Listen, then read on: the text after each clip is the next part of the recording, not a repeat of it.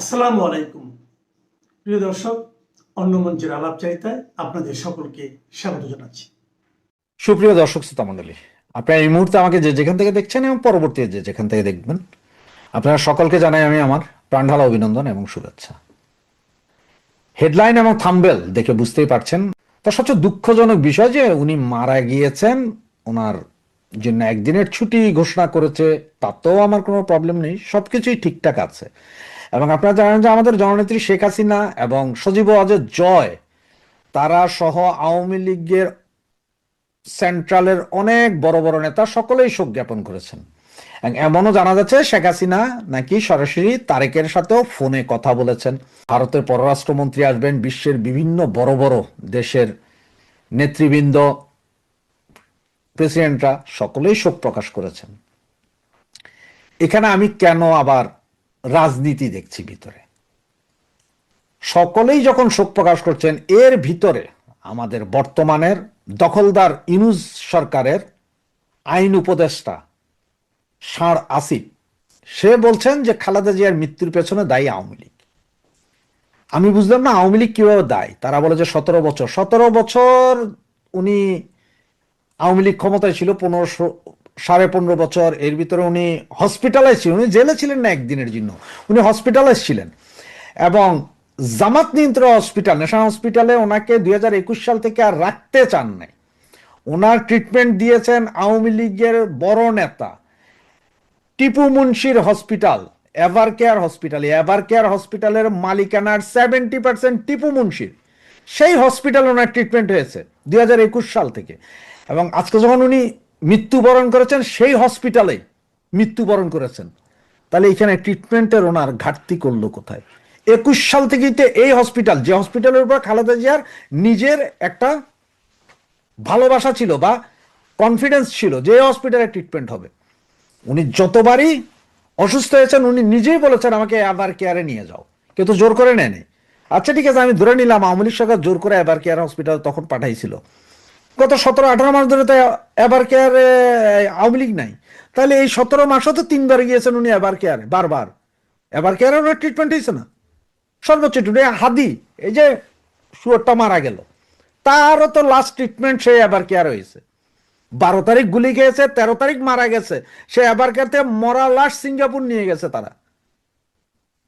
তো এবার কেয়ারে নিচ্ছে, এবার কেয়ার তো টিপু মুন্সি হসপিটাল, এবার কেয়ার তো আওয়ামী লীগের নেতার হসপিটাল, সেটার উপর কনফিডেন্স আছে। কই জামাত বিএনপির হসপিটালও তো যায় নাই, এরপরও বলেন যে আওয়ামী লীগ। এগুলো হচ্ছে যে আসিফ নজরুল, তারা এই যে আওয়ামী লীগ মারছে এটার একটা রেশ তুলে, এই কথাটা তুলে আরেকটা গ্যাঞ্জাম লাগানোর চেষ্টা করছেন। কারণ হচ্ছে দখলদার সরকার, দখলদার ইউনুসীয় গভর্নমেন্ট, শুধু এদের কাজই হচ্ছে এটা।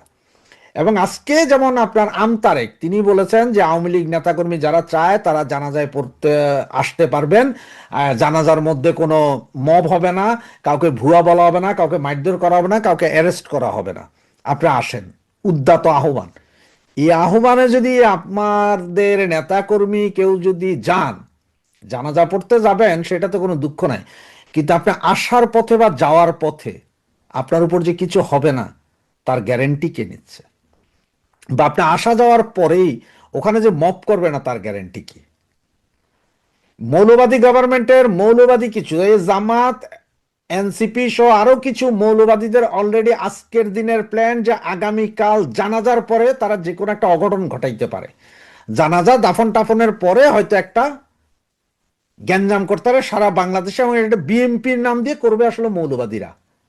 সেইখানে কিন্তু বিএনপি থাকবে না, করবে মৌলবাদীরা, নামটা পড়বে বিএনপি। এটা হচ্ছে যে রাজনীতি ওদের। ওরা দেশের ভিতরে আবার আরেকটা অস্থিতিশীল পরিস্থিতি সৃষ্টি করার চেষ্টা করছে। তারেক, হয়তো আপনারা বলতে পারেন তারেক জিয়া কি বুঝে না? না ভাই, বুঝে কি বুঝে না, মা মারা গেছে। এখন আপনারা অনেকেই বলতে পারেন যে ভাই উনি তো আরো আগে মারা গেছে, লাশ এতদিন রাখছিল। ভাই যাই হব, এরকম অনেক আছে যে মারা যাওয়ার পরে 15 দিন 20 দিন, আমার দেখা 2 মাসও লাশ ফ্রিজিং এ ছিল, ছেলে মেয়েরা আসার পরে লাশ দাফন হয়েছে, এরকম আমার দেখা আছে, নিজের চোখেই দেখছি। সুতরাং উনি মারা গিয়েছেন আগে না পরে সেটা আমার জানার বিষয় না। আজকে ডিক্লেয়ার হয়েছে, এখন আগামীকাল ওনার দাফন হবেন। এগুলো নিয়ে আসলে একটা পরিবারের একটা লোক দাফন হওয়ার সময়টা থেকে প্রচন্ড ব্যথা অনুভব হয়। ওই পরিবারের, ওদের তখন আর কিছুই থাকে না, কি বলবে না বলবে কোনো ইয়ে থাকে না। তো এই সুযোগটাকে নিয়েই বিএনপিকে সম্ভবত আরো বেশি কালার করার জন্য জামাত ইসলাম কিন্তু এই কাজটা করার চেষ্টা করছে। যেটুকু আমার কাছে এখন পর্যন্ত রিপোর্ট বা আমি এখন পর্যন্ত যা জানি, অলরেডি গোয়েন্দারা, বিভিন্ন গোয়েন্দা সংস্থা নাকি পুলিশের কাছে বলেছে যে কালকে জানাজার পরে একটা কিছু হইতে পারে, এসএসএফ এর নিরাপত্তা উঠে যাবে আপনার এভারকেয়ার হাসপাতাল থেকে, এমনও হইতে পারে যে মৌলবাদীরা গিয়ে এভারকেয়ার হাসপাতালও জ্বালিয়ে দিতে পারে, তেমনও একটা প্ল্যানিং তাদের আছে। সব মিলিয়ে এগুলো নিয়ে আরেকটা রাজনীতি হচ্ছে, বিএনপিকে হয়তো একটা বিপদে ফেলানোর জন্য বা আরো কোণঠাসা করে ফেলানোর জন্য সারা দেশে অরাজকতা করে বলে যে এটা বিএনপি করেছে সেইটা। সুতরাং আওয়ামী লীগ নেতাকর্মী যারা আছেন অনেকেই দুঃখ প্রকাশ করেছেন, যারা করেছেন করেছেন, যারা করেননি তারা করেননি। তবে কেউ ভুল করেও কালকে লাশ দাফন বা আপনার জানাজা পড়ার জন্য গেলে আমার মনে হয় এটা রং ডিসিশন হবে। সেটা গেলে হয়তো মবের শিকার হবেন, অ্যারেস্ট তো হবেন সেটা বাস্তব, কিন্তু মবের শিকার হবেন, বাহিরে ভিতরে কোথাও না কোথাও হয়তো মব করবে, এবং এটার ফুল প্রিপ্ল্যান্ড আছে তাদের। সুতরাং সেই জন্যই বলি যে এই যে মারা গেলেন আমাদের দেশে একজন নেত্রী মারা গেলেন, এটা উনি বাংলাদেশের ইতিহাসে প্রথম মহিলা প্রধানমন্ত্রী ছিলেন, উনি মারা গিয়েছেন, ওনাকে শ্রদ্ধা জানাই, ওনার আত্মার মাগফিরাত কামনা করি, কিন্তু ওনার এই মৃত্যুটাকে নিয়ে যে রাজনীতি শুরু হয়েছে সেটার নিন্দা জানাই। সুতরাং আপনারা সকলে এই বিষয়টাকে একটু নজর দিয়ে চিন্তা করেন। ওই যে সান্ডা মাহফুজ নামে যে একটা ভাবির ছেলে আছে, আমার ভাবির পোলা, তার গাল ফুলে ফুটবল হয়ে গেছে, পেট ফুলে মোটামুটি দুম্বা হয়ে গেছে, সে ভাবির পোলা সান্ডা মাহফুজ বলতেছে আমি তো বিদেশে চলে যাবো, আমি তো নির্বাচন করবো না। পরক্ষণে খবর দেখি তার ছোট ভাই ইলেকশন করাবে। মানে এই যে মোহ, এই মোহ রাজনীতিতে বিপ্লবে তো মোহ থাকলে হবে না। তারা যা সুবিধা নেওয়ার তারা নিয়েছে। আবার অনেক আমার ভাবির কন্যারাও বলেছে তারাও নির্বাচন করবে না, বিদেশে চলে যাবে, কেউ বলেছে নির্বাচন করবে। আপনি দেখেন 36 দিনে কোনো দিন রাজনীতিবিদ হয় না। একটা মায়ের পেটে সন্তান জন্ম নিতে, একটা শিশু জন্ম নিতে, সদ্য ভূমিষ্ঠ শিশু হইতেও 9 মাস সময় লাগে। এরা 36 দিনের রাজনীতিবিদ, কেউ 1 সপ্তাহ রাজনীতিবিদ, কেউ এক জুম্মা রাজনীতিবিদ, তারা হয়ে গেছে এখন জাতীয় নেতা। তার জন্যই দেখবেন এরা সকালবেলা বিএনপির কোলে, বিকেল বেলা জামাতের কোলে, সন্ধ্যাবেলা বিভিন্ন দেশের গোয়েন্দা সংস্থার কোলে, আবার রাতের বেলা এম্বাসির কোলে গিয়ে বসে। কারণ তাদের কোনো ভিত্তি নেই। আপনি যে আন্দোলনের কোনো আদর্শ থাকে না, সে আন্দোলন তো ভিত্তি থাকবে না। এরা আসছিল চাকরি নিতে এসে আমি আপনার চ্যানেলে আসলাম কথা বলতে, ইউটিউব চ্যানেলে। এখন আমি যদি টিভির চ্যানেলে মালিক হয়ে যাই, আমি তো পাগল হয়ে যাবো, উন্মাদ হয়ে যাবো। বিষয়টা এরকম, তারা আসছিল চাকরি নিতে। যেমন আমি আপনার এখানে আসছি কথা বলতে আসলে যদি আমি টিভি চ্যানেলে মালিক বনে যাই, মুই কি হুনুরে ভাব চলে আসবে। তারপরও আমার যেহেতু বড় একটা ম্যাচুরিটি আছে, হয়তো নাও আসতে পারে, কথার কথা, কিন্তু আসার সম্ভাবনা 95%। আর এরা তো দুধের বাচ্চা, এদের হাতে আপনি যা দিয়েছেন ক্ষমতা, উড়ি পাপ, একটা চাকরি বয়স নির্ধারণ করতে আসে, চাকরি পাবে কিনা জানতো না, চাকরি নিতে এসে তারা ক্ষমতার অংশ হয়ে গেছে, তারা মন্ত্রী হয়ে গেছে, বা মন্ত্রী সমান, মাদ্রাসা এবং স্কুল কলেজ ইউনিভার্সিটি যেমন মাদ্রাসা সমমান, শিক্ষা সমমান, এরকম একটা মন্ত্রী সমমানে মন্ত্রী হয়ে গেছে।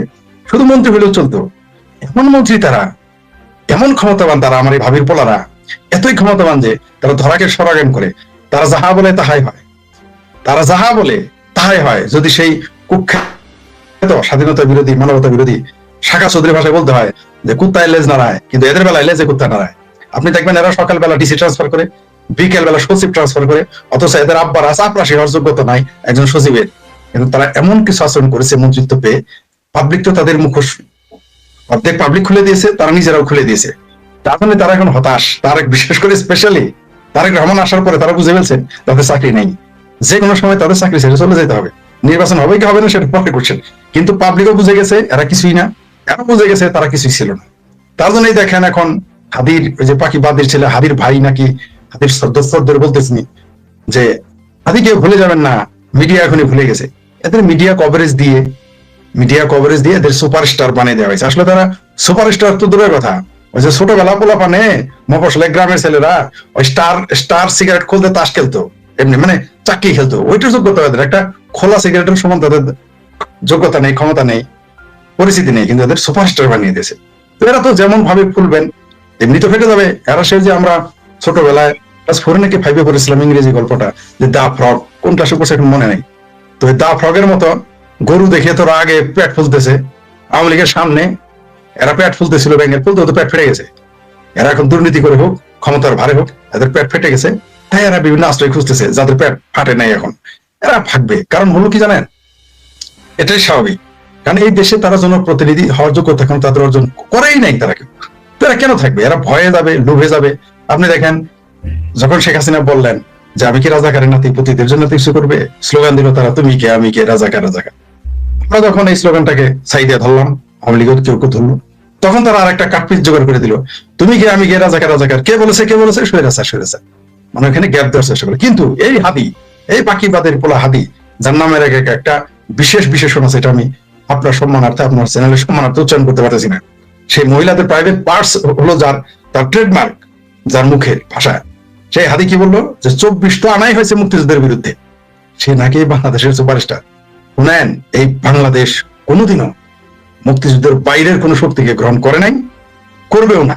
সাময়িক ঝড় এসেছে, তুফান এসেছে, হয়তো কিছু পরিবর্তন হয়েছে, পরিবর্তন হবে। আমি মনে করি যা ঘটে ভালোর জন্যই ঘটে। সেই জন্য হিন্দি উর্দুতে একটা শায়র আছে যে इंसान की जिंदगी में बहुत उथल पुथल होता है, बहुत गलत भी होता है, लेकिन कभी कभी ये गलत अच्छा भी ला के आते हैं। আমার মনে হয় 5ই আগস্টের যে ভুল, যে ক্ষতি বাংলাদেশে হয়েছে, সম্ভবত সেটা সামনের দিকে অবশ্যই ভালো হবে। তা না হলে আপনি দেখেন 1.5 বছর হয় নাই, 18 মাস কিন্তু হয় নাই, 16 মাস বা 17 মাস আমার ভাবির পোলারা, আমার ভাবির কন্যারা, আমার ভাবির মাইয়ারা যার যার মতো ভাগা শুরু করছে। জাহাজ না, এদের জাহাজ না ডুবতে পালানো শুরু করেছে। তাহলে জাহাজ যখন ডুবা শুরু হবে তাহলে তো খুঁজে পাওয়া যাবে না। এটাই স্বাভাবিক। বাংলাদেশের জনগণ তাদের গ্রহণ করে নাই, পৃথিবীও তাদের গ্রহণ করে নাই। সবাই জানতো যে এদের পরিণতি হবে, তবে এত তাড়াতাড়ি হবে। কেউ কেউ বলছে তাড়াতাড়ি হইলো, আমি বললাম না, এই 16-17 মাসই বেশি হয়ে গেছে। বিএনপি এবং আওয়ামী লীগের মতো দুটি বৃহত্তর দল থাকতে এই সমস্ত কিসের সাথে তুলনা করবো? এদের তেলা পোকার সাথে তুলনা করবো নাকি ওই পোকার সাথে তুলনা করবো, আমি বুঝতে পারতেছি না। এরা যে 16 মাস 17 মাস ছিল, এটাই আমার কাছে অনেক বেশি। তবে তাদের পতন অনিবার্য ছিল, এটা ঘটবেই, এবং সামনে যে এদের কি পরিণতি হবে সেটা দেখতে পাবে। ফলে এদের পেছনে কেউ না কেউ তো ছিল। এরা তো কারো না কারো, আমি তো বলি ডক্টর ইউনূসও কিন্তু কিছুই না। সেইখানে কয়েকটি বিশেষ দেশের একটি পরাশক্তির তারা কাজের লোক হিসেবে ব্যবহৃত হয়েছে। ওই কাজের লোকেরা আবার সাপ কামলা রাখছিল আমার ভাবির পোলাদের। আপনি দেখেছেন যে এই 4 তারিখে 4 আগস্টে আপনি যে মিছিলগুলো দেখেছেন, 3 তারিখ 2 তারিখ, মানে তার আগের আপনি মিছিলগুলো দেখেন, তারা কারা? তারা ছাত্র ছিল কিনা? অধিকাংশই তো ছিল শিবিরের ম্যাচের। এদের শিবিরের ম্যাচ থেকে আসা। আমরা সতর্ক করেছি, কেউ একটা গুরুত্ব দেয়নি। আপনি দেখতে পারবেন এদের চেহারাগুলো দেখেন, বেশভূষা দেখেন, কত, এমনকি তখনকার কথা বাদ, এখনই দেখেন, এখনকার বেশভূষাগুলো দেখেন, যে এরা যে কারো কাজের লোক হিসেবে ব্যবহৃত হয়েছে। তবে এরা যদি কাজের লোক হয়ে ব্যবহৃত হইতো তাও এখানে কথা ছিল। এরা কামলা দিছে, এরা কামলা দিয়েছে। বড় কামলাকে ইউনূস সাহেব, আর ওই যে কিছু কামলা ছিল, $29 মিলিয়ন বলা হয়, আসলে 29 মিলিয়ন না 29 বিলিয়ন তা আমরা জানি না, কারণ সরকার তার সব স্বীকার করে না কোনো সরকার। তো 29 মিলিয়ন যখন স্বীকার করেছে, $29 মিলিয়ন দিয়ে কি একটি দেশের সরকার পালানো যায়? এত সহজ না। তো যদি পালানো যেত তাহলে তো বিএনপি বহু আগে আওয়ামী লীগকে সরকার থেকে ফেলে দিত। জামাতে তো 6টা ব্যাংক ছিল, এখন তারা 6টা ব্যাংক দখল করে আছে। এছাড়াও তাদের ব্যাংক, মধ্যপ্রাচ্যের জাকাত পেত্রা তো আছেই, সরকার ফেলে দিত। পারে নাই। কেন পারে নাই? $29 মিলিয়ন হয়নি। অনেক লেনদেন হয়েছে, অনেক হিসাব নিকাশ হয়েছে। সুতরাং এরা, আপনি যে কথাটা বললেন যে এদের গার্ডিয়ান ছিল কেন, এদের গার্ডিয়ান এরা দেখে নাই। অর্থাৎ এরা হচ্ছে সেই পুত্র, সেই কন্যা যারা তার পিতাকে কখনো দেখে নাই এবং কোনোদিনও দেখবে না।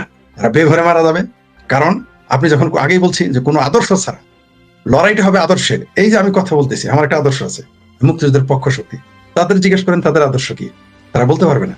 ওই একটা শব্দ যোগ করে দিয়েছে, ভারতীয় আধিপত্যবাদ। এই বদমাইশি মানুষ বুঝে। এটা তো দর্শন না, এটা হলো একটা আন্দোলনের অংশ হইতে পারে যে ভারত আপনার উপরে বা কোনো দেশ আপনার উপর আধিপত্য দেখাচ্ছে তার বিরুদ্ধে। এটা তার আদর্শ হইল না। এদের আদর্শ কি? আপনি বলেন, এনসিপি কে বলেন তার আদর্শ কি? আপনি তথাকথিত এনসিপি, বৈষম্য বিরোধী এবি পার্টি, সিপি পার্টি, এদের বলেন তোমার আদর্শ কি?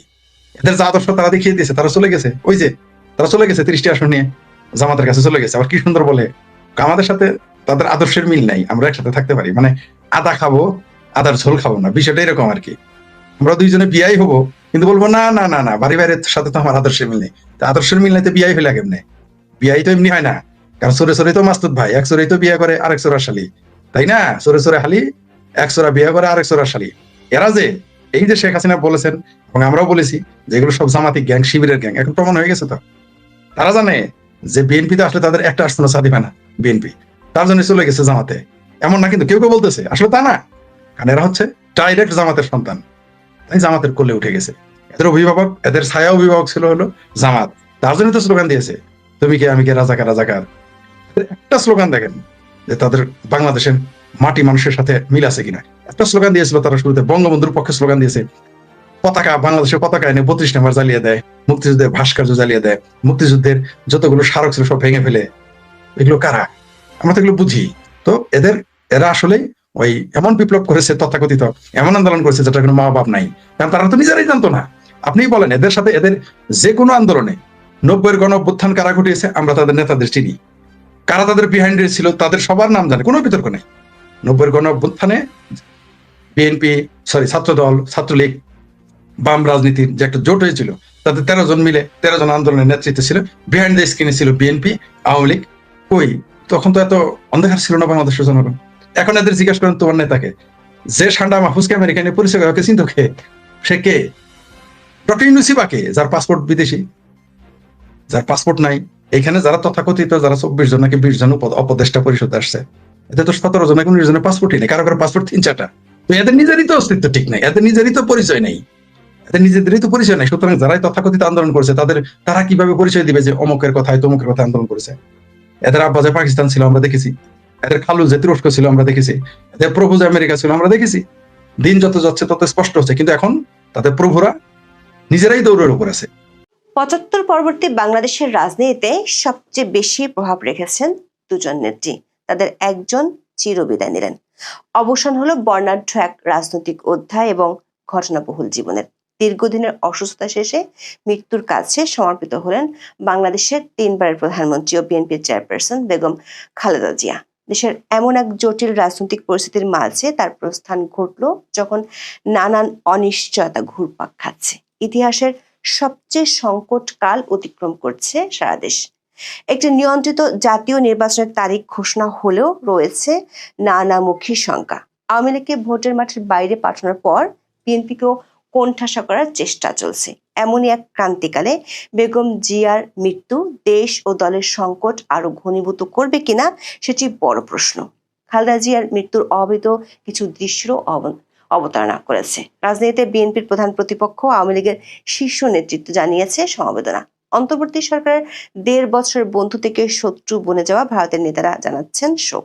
ডক্টর ইউনূস সরকারের সময় এই প্রথম ভারতের পররাষ্ট্রমন্ত্রী আসছেন বাংলাদেশে। উপলক্ষ শুধুই বেগম জিয়ার প্রতি শেষ শ্রদ্ধা জানানো।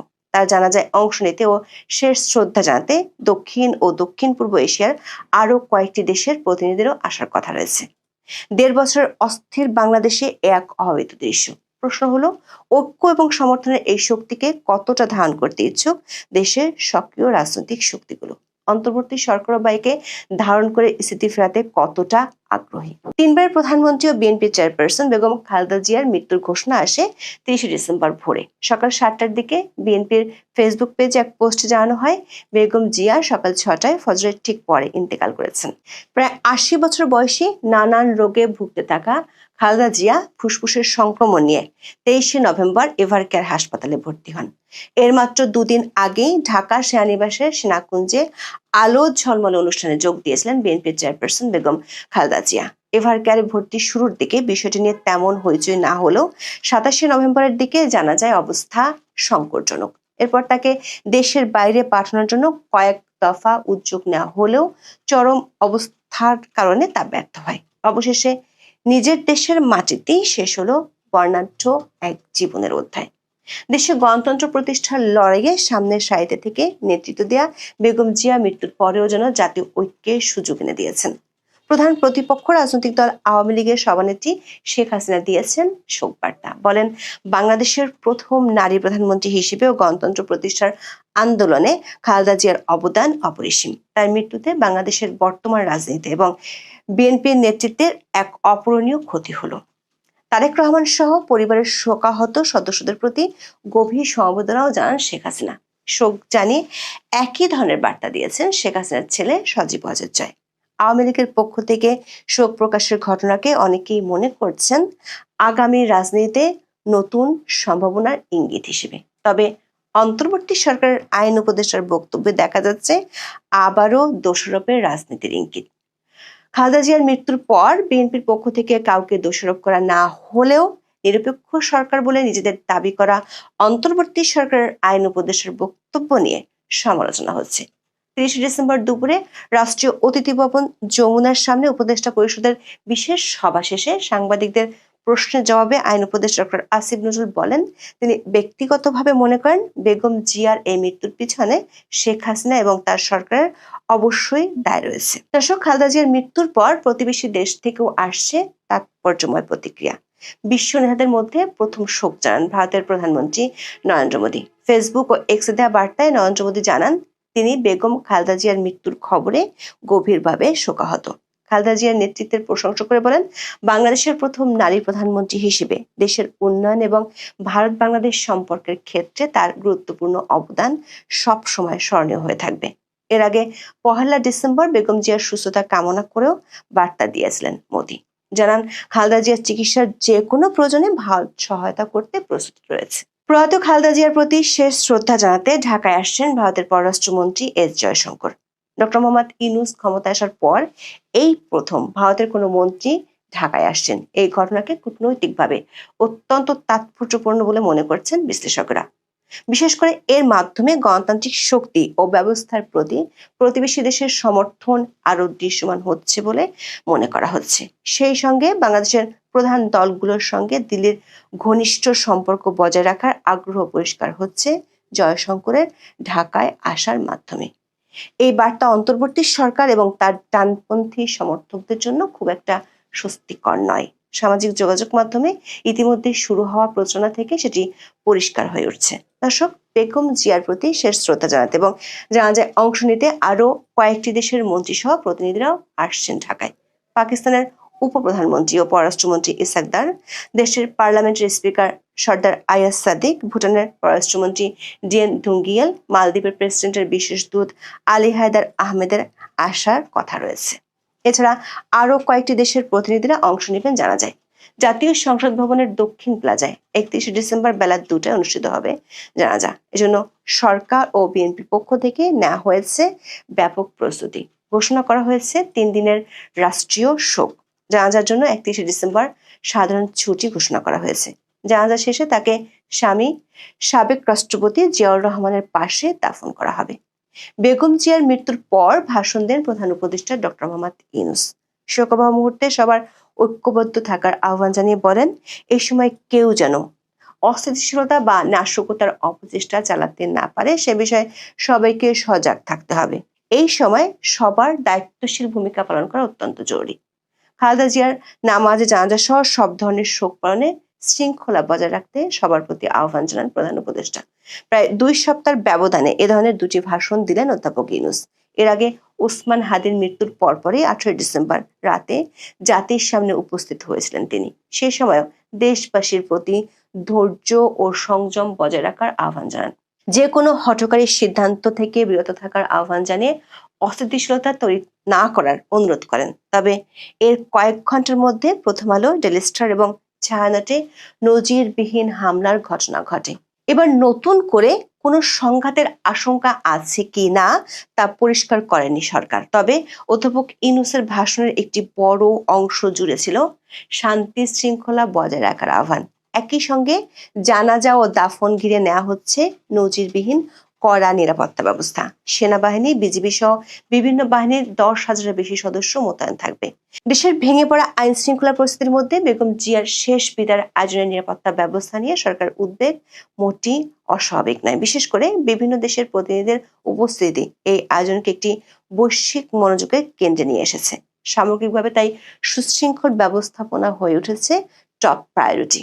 বিএনপির ওয়েবসাইটের তথ্য অনুযায়ী ১৯৪৬ সালের ১৫ই আগস্ট দিনাজপুর জেলায় খালেদা জিয়ার জন্ম। তবে বিডি নিউজ 24 খবরে বলা হয়েছে তার জন্মদিন নিয়ে নানা আলোচনা ও বিতর্ক বাংলাদেশের রাজনীতিতে রয়েছে। দেশভাগের আগে ওই সময়টায় জলপাইগুড়ি দিনাজপুরের মধ্যেই ছিল। জন্ম তারিখ নিয়ে বিভ্রান্তি থাকলেও 15 আগস্টে তিনি তার জন্মদিন পালন করতেন। তবে 1991 সালের 20 মার্চ দৈনিক বাংলা পত্রিকায় প্রকাশিত খবরে বাসসের সূত্রে উল্লেখ করা হয়েছিল জন্মদিন 1945 সালের 19 আগস্ট। 1947 সালে খালেদা জিয়ার পরিবার বাংলাদেশের দিনাজপুর শহরে এসে স্থায়ীভাবে বসবাস শুরু করে। খালেদা জিয়ার পারিবারিক নাম খালেদা খানম, ডাকনাম পুতুল। গৃহবধূ থেকে দেশের উত্তাল রাজনীতিতে দলের হাল ধরা বেগম জিয়া ক্রমশ পোড় খাওয়া এক রাজনৈতিক ব্যক্তিতে রূপান্তরিত হন। 4 দশকের বেশি সময় তিনি বাংলাদেশের অন্যতম বড় দল বিএনপির নেতৃত্ব দিয়েছেন। 3 দফায় 10 বছরের বেশি সময় প্রধানমন্ত্রী হিসেবে করেছেন দেশ শাসন। নিজের 43 বছরের রাজনৈতিক জীবনের 41 বছরে দেশের অন্যতম প্রধান রাজনৈতিক দল বিএনপির শীর্ষ নেতার দায়িত্বে ছিলেন। তবে বেগম জিয়ার উপর প্রকাশিত একাধিক বই থেকে জানা যায় রাজনীতিতে আসার কোনো ইচ্ছে তার ছিল না। 1981 সালের মে মাসে বিএনপির প্রতিষ্ঠাতা এবং রাষ্ট্রপতি জিয়াউর রহমানকে যখন হত্যা করা হয়, খালেদা জিয়া তখন নিতান্তই একজন গৃহবধূ। প্রেসিডেন্ট জিয়ার মৃত্যুর পর বিচারপতি আব্দুস সাত্তার রাষ্ট্রপতি নির্বাচিত হন। 1982 সালের 24 মার্চ ভোরে সেনাপ্রধান জেনারেল হোসেন মোহাম্মদ এরশাদ একটি সামরিক অভ্যুত্থান ঘটিয়ে বিচারপতি সাত্তারকে ক্ষমতাচ্যুত করেন। এরপর বিএনপির দলীয় রাজনীতিতে বিচারপতি সাত্তার প্রভাবহীন হয়ে পড়েন। একদিকে দলীয় কোন্দল, অন্যদিকে বিএনপির অনেক নেতার এরশাদের মন্ত্রিসভায় যোগদান। এই দুই পরিস্থিতিতে বিএনপি তখন ছিল অনেকটা ছত্রভঙ্গ, বিপর্যস্ত এবং দিশেহারা। ওই সময় খালেদা জিয়াকে রাজনীতিমুখী করতে বিএনপির মধ্যে চাপ তৈরি হয়। বিচারপতি সাত্তার রাজনীতি থেকে অবসর নিলে 1984 সালের 12 জানুয়ারি খালেদা জিয়া হন বিএনপির ভারপ্রাপ্ত চেয়ারম্যান। এরপর 1984 সালের 1 মে তিনি হন দলের চেয়ারপারসন। বিডি নিউজ 24 এক খবরে বলা হয়েছে, পরের বছরগুলোতে খালেদা জিয়া হয়ে ওঠেন বাংলাদেশের 2 নেত্রীর একজন, বিদেশি সংবাদ মাধ্যমের ভাষায় 2 বেগমের একজন। জেনারেল এরশাদের পতনের পর 1991 সালে যে নির্বাচন অনুষ্ঠিত হয়েছিল তাতে বিএনপি জয়লাভ করে। রাজনীতিতে আসার 10 বছরের মধ্যেই প্রধানমন্ত্রী হন খালেদা জিয়া। 1996 সালের 15 ফেব্রুয়ারি বিএনপির অধীনে একটি বিতর্কিত নির্বাচনে জয়ী হয়ে খুব অল্প সময়ের জন্য প্রধানমন্ত্রী হওয়ার ঘটনা বাদ দিলে খালেদা জিয়া পূর্ণ মেয়াদে সরকার পরিচালনা করেছেন 2 বার। বিডি নিউজ 24 খবরে বলা হয়েছে, সমর্থকরা যেমন খালেদা জিয়াকে তার আপোষহীন দেশ নেত্রী বলে মনে রাখবে, ইতিহাসের পাঠে সমালোচনার কলমে তার হাবভাব আর জামাতের যোগের কথাও লেখা থাকবে। আমেরিকার পাবলিক ইউনিভার্সিটি সিস্টেমের শিক্ষক ডক্টর সাইদ ইফতেখার আহমেদ 2019 সালে বিবিসি বাংলাকে দেয়া এক সাক্ষাৎকারে বলেছিলেন, খালেদা জিয়ার প্রথম শাসনামলে দুর্নীতি তেমন একটা বিস্তার লাভ করেনি, কিন্তু 2001 সালে বিএনপি ক্ষমতাসীন হবার পর প্রগতিশীল ধারা থেকে দলটি সরে আসে। বিবিসি বাংলার ওই খবরে বলা হয়েছে, 2001 থেকে 2006 সাল পর্যন্ত বিএনপি শাসনামলে এমন কিছু ঘটনা ঘটেছে যেগুলো খালেদা জিয়াকে রাজনৈতিকভাবে ক্ষতিগ্রস্ত করেছে বলে অনেকের ধারণা। বিএনপি ক্ষমতায় থাকলেও দলের ভেতরে নানা টানাপোড়েন স্পষ্ট হয়ে ওঠে। খালেদা জিয়ার জীবন কাহিনী নিয়ে বই প্রকাশ করেছে প্রয়াত সাংবাদিক মাহফুজুল্লাহ। তিনি 2019 সালে বিবিসি বাংলাকে বলেছিলেন, 1996 সালে যখন আওয়ামী লীগ নির্দলীয় তত্ত্বাবধায়ক সরকারের দাবি তুলেছিল, তখন খালেদা জিয়ার উচিত ছিল সংসদ ভেঙে দিয়ে আগাম নির্বাচন দেয়া। রাজনৈতিক পর্যবেক্ষক ও লেখক মহিউদ্দিন আহমেদ মনে করেন, 2001 সালে বিএনপি ক্ষমতায় আসার পর তারেক রহমানকে অতি দ্রুততার সাথে দলের শীর্ষ পর্যায়ে নিয়ে আসা এবং 21শে আগস্ট আওয়ামী লীগের সমাবেশে গ্রেনেড হামলার বিষয়টি বিএনপির উপর নেতিবাচক প্রভাব ফেলেছে। 2001 সালে বিএনপি ক্ষমতায় থাকার সময় দলের সিনিয়র অনেক নেতার সাথে খালেদা জিয়ার দূরত্ব তৈরি হয়েছিল। তারই একটি ফলাফল হিসেবে রাষ্ট্রপতির পদ থেকে বিদায় নিতে হয়েছিল অধ্যাপক একিউম বদরুদ্দোজা চৌধুরীকে। ক্ষমতায় মেয়াদের একেবারে শেষের দিকে দল ছেড়ে গিয়েছেন ওলি আহমেদ, যিনি এক সময় বেগম জিয়াকে রাজনীতিতে আনার জন্য ভূমিকা রেখেছিলেন। জরুরি অবস্থার মধ্যে 2007 সালে গ্রেপ্তার হন খালেদা জিয়া এবং তার ছেলে তারেক রহমান। 1 বছর পর 2008 সালের সেপ্টেম্বরে মুক্তি পান তিনি। তারেকও মুক্তি পেয়ে লন্ডনে চলে যান। তিনি ফেরেন প্রায় 18 বছর পর গত 25শে ডিসেম্বর। খালেদা জিয়ার মতো আওয়ামী লীগ নেতা শেখ হাসিনাও সে সময় গ্রেপ্তার হয়েছিলেন। জরুরি অবস্থার মধ্যে আলোচনা ছিল 2 নেত্রীকে বাংলাদেশের রাজনীতি থেকে বাদ দেওয়ার -2 থিওরি। খালেদা জিয়ার নেতৃত্বে 2008 সালের 9ম সংসদ নির্বাচনে বিএনপি মাত্র 30টি আসন পায়। বিপুল ভোটে জয়ী হয়ে ক্ষমতায় ফেরে আওয়ামী লীগ। সেই ভরাডুবির পর আর কখনো ক্ষমতায় যেতে পারেনি খালেদা জিয়ার দল বিএনপি।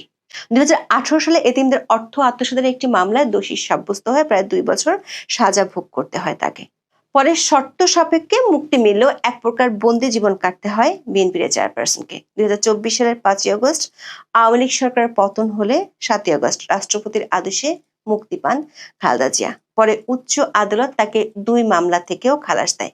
মুক্তি মিললেও শারীরিক অসুস্থতার কারণে দলের কোনো রাজনৈতিক কর্মসূচিতে সশরীরে অংশ নিতে পারছিলেন না তিনি। দর্শক, এভার কেয়ার থেকে খালেদা জিয়ার মরদেহবাহী গাড়ি সংসদ ভবনের দক্ষিণ প্লাজায় আসা পর্যন্ত জানাজা এবং দাফন সবকিছু পূর্ণ রাষ্ট্রীয় মর্যাদায় অনুষ্ঠিত হবে।